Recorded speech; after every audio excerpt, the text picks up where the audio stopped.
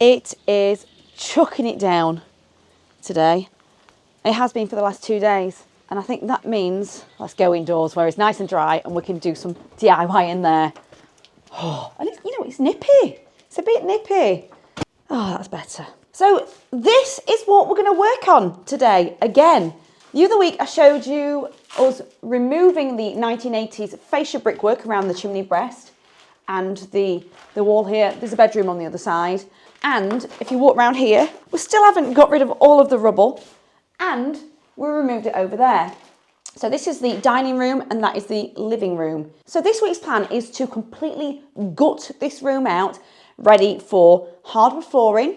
So that means we've got to take the skirting boards off. We want to paint the lot white, a blank canvas. That means removing all of the wallpaper. We're going to take the curtains off. They are good quality, but I think they're going to be dated by the time I'm done with it. The curtain rails are going. We're going to be wallpaper steaming everywhere. We've also got to remove the old Dimplex storage heater, which is actually hanging off the wall. That needs to go, but because it's hardwired, we may as well try and swap it over for an ordinary socket. We will be getting some electric radiators eventually, but we're going to get solar first. And when we look out this window to the courtyard, we think it's a shame not to have any French windows here, and they're not energy efficient. I can definitely feel a chill here, and they're older than the other ones on the front. They're not argon filled. So when we replace it, we may as well put something that we really want, because I just want to go out there, not necessarily through that other door. For the dining room, we plan to take the picture rail down. I probably will use that elsewhere for something else, but I do think it lets it down. You can see that we have started to do some painting. And if you are new here, this ceiling when we moved in wasn't here at all. So that's something that we've had to install. We've painted it. We've done the jointing taping method. And it's quite dark, so we will need to put some lighting here at some point, or a skylight. And we're not going to do it today, but this window I do want to take out and either use a disc cutter and cut a straight line to create an archway area and ditch this door, or if we do have better lighting here, like the funnel light, we block this up and the lighting is sufficient enough. Because this is brick here, okay, this is hollow, I do like the idea of putting the wall back because walls are useful to put furniture next to, and this will actually be our office space, and it'd be nice to get all the rubbish off the floor and just get some flooring down and get it all cozy. Because obviously a place like this, it's almost camping. We're not really hanging around in here.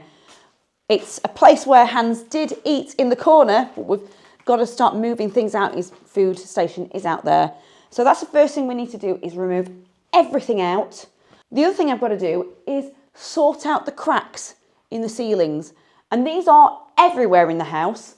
And we have spoken to a plasterer who was friends with the previous owners. He just reckons we need to put more plasterboard screws in there, and he reckons whoever installed it, they've just not used enough. So as I mentioned before, we want to do all of this work in anticipation for flooring, and I am dying to put my own lintel in here. So the other week I mentioned about having a double-sided fire. Well, I've got quite a story to tell you for that. So over the last few months, we've spoken to 2 different fire companies. One said we couldn't have a double-sided fire because on this side is actually shorter, it's narrower, and the clearance wouldn't be enough. And we've done some measuring and we thought the same, but then there was one company who said, yes, you absolutely can. Just let us know when you want us to start the work. So because we wanted a double-sided fireplace, I went back to the company to find out what fire they were talking about, because the other one said no. And when we turned up, they weren't there anymore. And we were like, what's going on? Have they moved premises? Have they gone bust? So we popped next door to the van hire place to find out what the story was, because we'd used those before, twice. And they said, yeah, they've gone bust. In fact, we've had people knocking on our door to say that they've lost a £2,500 deposit. So that was a massive wake-up call. If you are going to invest in something like this, use a credit card for a start. So we're now in a bit of a pickle. We are talking to even more companies, and we are triple, quadruple measuring things ourselves. In fact, we've been doodling on the brickwork that we want to remove, and I've decided I want to install a lintel on this top row here from this point to here. And by going for the maximum we can on this side, it gives us more room to maybe offset the fire if we add a fake stud wall and plasterboard here to then shuffle it along. That way we can get it symmetrical on this side, but also it creates more room on the other side to make it compliant for the clearance either side. Right now, that's the conundrum. We don't know whether we've got a big enough clearance on the other side, so we're trying to get a slim enough fire to fit it. If not, we're just going to have to go for a single fronted one. And by doing most of the work ourselves, we can pass on a blank canvas to a heaters approved installer, and hopefully it'll save us a lot of money as well in the long run. It's the structural stuff that adds £2,000 or £3,000 to the bill that we've noticed. And if I'm eager to do it, I do it safely, then I'm going to give it a go. I'm all right doing this. I just don't have a disc cutter yet, and I want a nice straight line either side. So first things first, we need to clear this whole room, including you and you. You know, I can't wait to get you a roaring fire, comfy cosy sofas to lay on, and some nice plush carpets, because it's got to be crappy for you. Give us a kiss. Mwah. So it's about an hour later. Yes, it took that long to clear it between two of us. But anything chunky is staying in the middle of the room. And I've got an old paint rag, which has been featured in many of my YouTube videos over the years. I don't like to chuck things away. Let's stick that over the sofa. In fact, I can probably name all of the projects from the paint on here. So the first thing I want to do is remove the curtain poles and the curtains. Oops. I've got my switch driver just in case it's a little bit longer than this. Ooh. First hurdle, it's a flat head. Right, we're going to go and get another bit for that. Oh, by the way, did you know that I have a special WD-40 can out with my name on it? You can buy it right now. Not really, it's just for me. Me and my dog. These are quite cool because these curtains have pulleys at the end, but they've seen better days. You can tell somebody spent a lot of money on these curtains and this pole. You want these curtains? I'll make some curtains if you want, but I don't think people want to see me make curtains. Last time I made curtains, it was actually dearer than I expected. Right, that end is coming off. I'm guessing that unscrews. Yeah, that looks nicer than the rest of it. I'm just gonna have to chuck. There's a little screwy thing here. Ooh, try to get the right angle. I hate flatheads. Okay, Mr. TCD wants me to take the curtains off first, so we'll do that. That means these annoying plastic things. That is one done. They are heavy. Oh, and it's almost off that. Done. At least the curtains aren't in the way anymore. Oh, I hate this thing. So it'd be easy unscrewing this, taking it off, and then I can take the brackets off. I'm doing that, it makes more sense. There.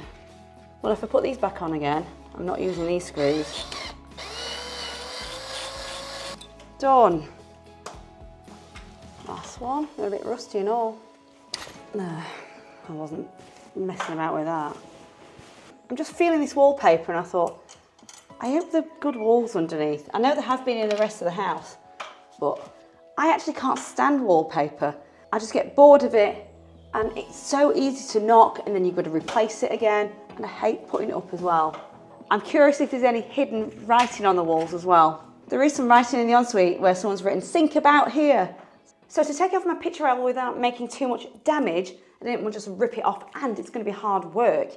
I'm using my hot air gun to go over where I think there's screws, because you can see every now and again there's a bit of a dint.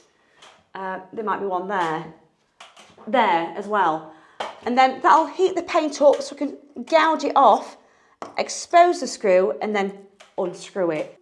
I've done one successfully so far. It might take about half an hour to go all the way around, but it makes it easy work. I'm wearing a mask though because I don't know what's in this paint.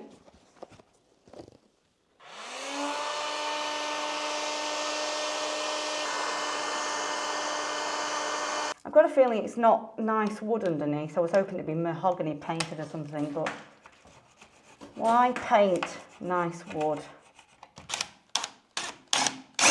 No, I might need to.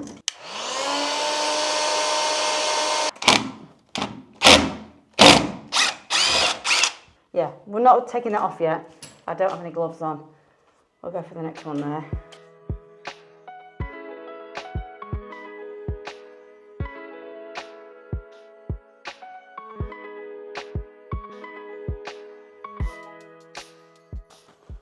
Okay, so most of the screws are out. I had 3 stubborn ones, 2 over there and 1 in that little corner. And one section actually, I think it's just glued on. But this wall, where I'm at now, I had no problems at all. So I'm going to try and take it off carefully. I've got the visor on because I don't want anything going in my face. Oh. Maybe it's just glued. Whoa. Right. Oh, different wallpaper. Could I get your help?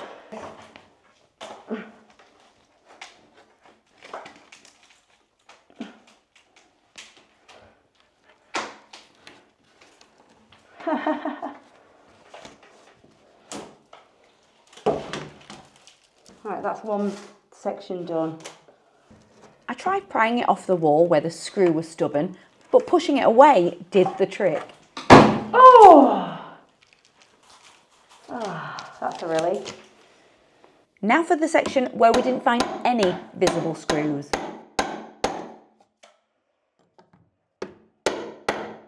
I can't get that. No wonder I struggled to take this off. After hammering the top shelf off, look. The screws were where the nailed angled pieces were, both sides. I'd like to think these are easier to take off because they don't have paint all over them.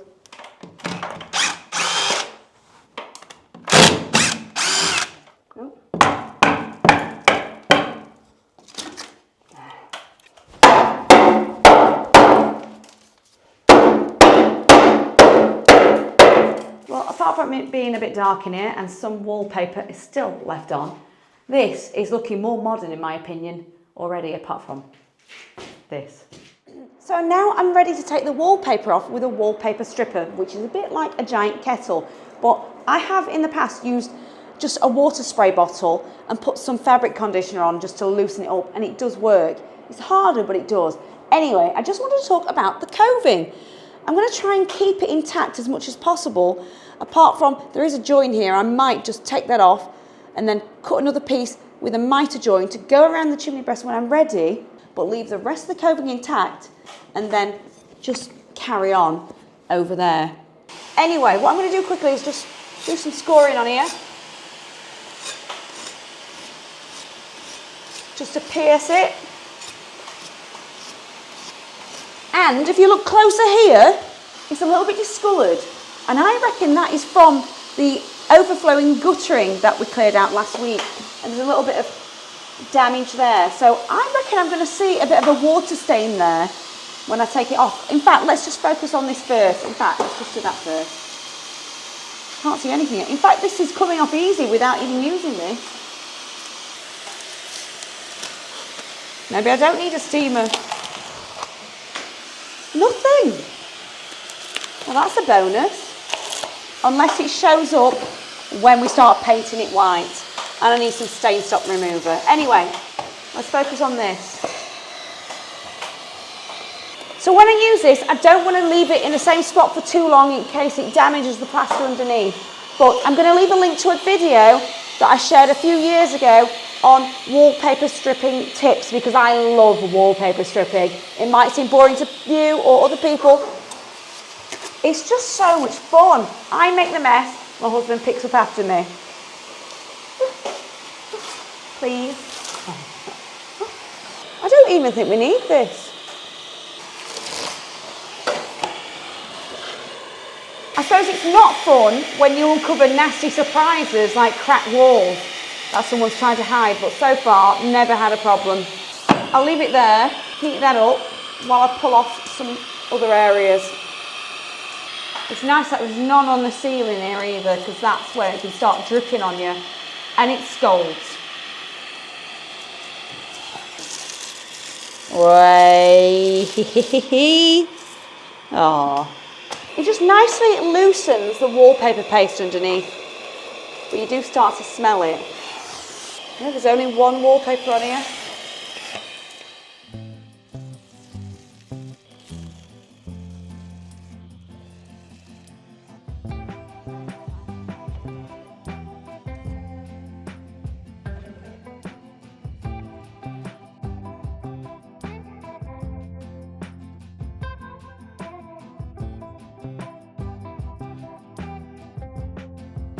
actually it was very stubborn around the patio door.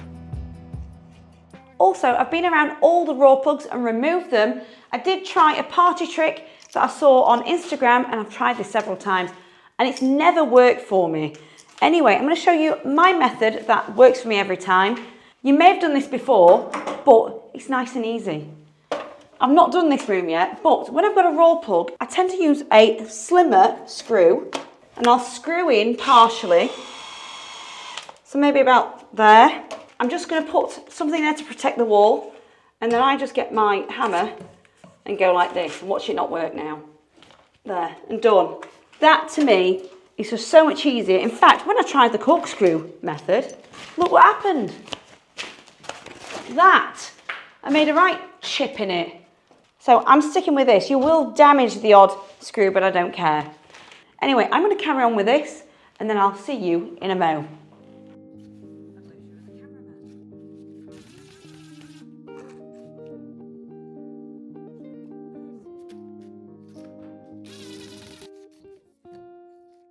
So while I've been removing the raw plugs, Mr. TCD has been doing this. So we've got the old storage heater here, and all of the storage heaters are or were hardwired. We've got a few more to go. And this is what it looked like from day one when we moved in. It had cracked because this was hanging off the wall. So it's removed that, obviously turned off the electrics, and swapped it for a single socket. So this is no longer connected. And it's so heavy. We know there's going to be concrete bricks or something in there. Now I've got 3 others in the house as well to dismantle, and we don't know how to do it. I've looked online, can't work it out. Anyway, we've tried to remove a screw at the top of here, and it's all rusty. It's not moving. That's not moving. I've got a cushion there just in case it falls down, but I'm trying to remove some of these side screws. I don't know if this is going to work. I managed to get one gone. That's working. It's not working.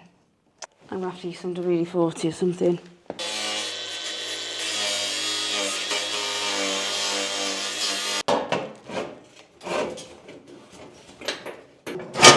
Ah, there. So because that screw was stubborn at the top, I had to use my angle grinder, but it came off, and now I've got quite a few screws to undo. So I'm just going to have to unscrew what I see, and I reckon it's these. Please work. Oh, it's this crap again.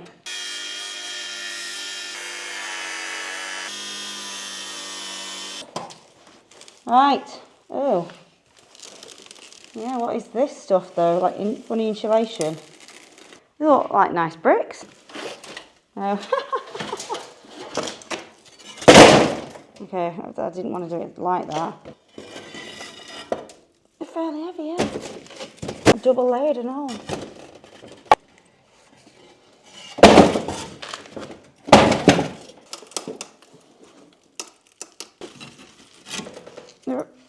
They're quite heavy per brick. Right, I think I'm just going to have to move these out. This is a lot lighter now, and it's going straight out to create a pile for the metal man. So now I'm at the stage I want to rip off the old skirting boards. In the past, I have painted old ones. They just never look as good as brand new skirting boards. So I've got a bolster, crowbar, a few different things. We'll see what works, see how good it's stuck on. Yeah, let's go with that first. Yay, that's nice. Place that way so nobody stabs himself.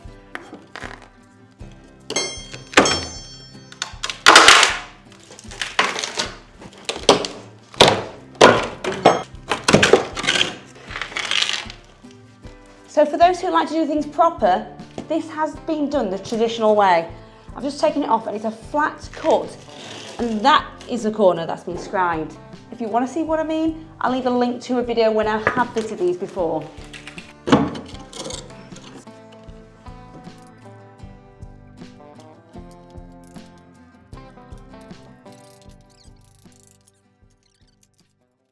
So while I've been removing the skirting boards, Mr. TCD's done a miscoat most places and also taken off some of the light points where he was able to take the wallpaper off.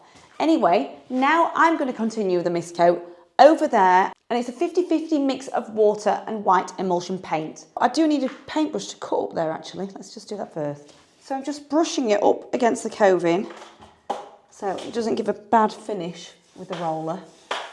And I'm going to go for 2 or 3 coats of this, let it dry overnight, just so it absorbs into the plaster. And then I go everywhere with a woolen textured roller. And then we'll start seeing what dints and holes that we need to fill. And the reason I do it in that order is by the time you've painted it with matte emulsion paint, a lot of the chips and dints and things you can't even see anymore. And I'm also very careful around sockets and switches, which you might want to remove partially and turn the electrics off. It might not seem much of a coat when you put this on, but trust me, it dries so much whiter than you expect it to. So do you remember yesterday when I said the first mist coat that you do will actually turn out much whiter than you expect? Well, look, it has. It always fools you. This looked really pale when I was putting it on yesterday, and the whole place is looking so much brighter. Well, it will do as well because there's no curtains up. The whole fascia brickwork has gone. So it's starting to feel like a blank canvas.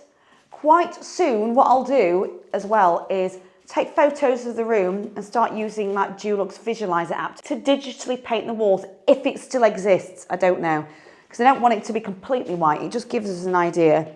And you can paint walls online without making any costly mistakes.